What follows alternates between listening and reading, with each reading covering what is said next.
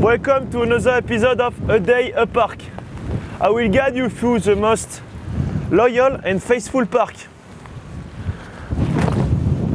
You want to have a picnic? You always have a patch of grass waiting just for you. There is a worm.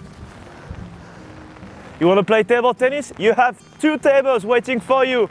Just make sure your partner came alone. Because 2 vs 1, that's not fair. One could be fucked. You want to work out? Grab a bar. Here, here, here, here, here, here.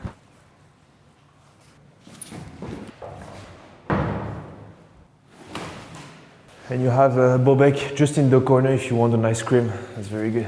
But always be careful of the worms. Always.